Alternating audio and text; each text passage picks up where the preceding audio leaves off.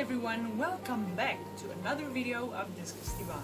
Today we're going to talk about 5 big discus myths and we are going to bust them.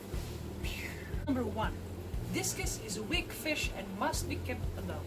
That is totally not true. Discus, although they do prefer to be kept in a species tank fish where there's just discus, they can accommodate a variety of discus tank mates. Your typical dither fish and your peaceful fish that tends to come in the South American biotope tends to accommodate well with these fish. Could be tetras, rasboras, even certain types of bottom feeders like Corridora sterbai, and even certain types of platos. Discus is not a weak fish. They are more sensitive than most types of cichlids, but that does not mean that they are a weaker fish. 2. Discus need a very low pH. Although a lower pH does contribute to better immune system and better slime coat production in discus, it does not mean that they should be kept only in a very low pH. Eventually this boils down to wild discus and domestic discus types, where your wild discus, they do prefer lower pH, but in terms of domestic discus fish, we don't need to keep them in a very low pH. 3. Discus fish need water changes every single day. While discus do need to be kept in clean water and well fed, that doesn't mean you have to do large water changes every single day.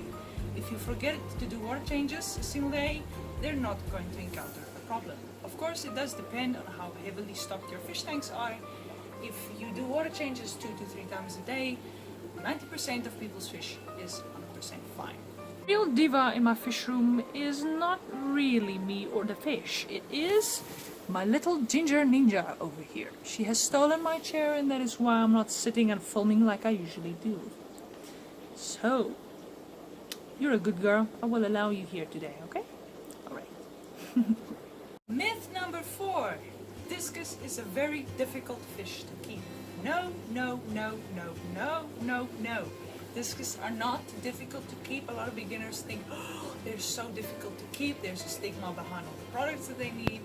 In fact, no, they are just a higher maintenance fish. You don't have to be a water chemistry expert. Keeping your parameters stable, consistency is key, and discus love routine. Routine in light hours, routine in feeding, and routine in water changes. That just means they're a higher maintenance fish. Number 5. Discus need to be kept in straight RO water.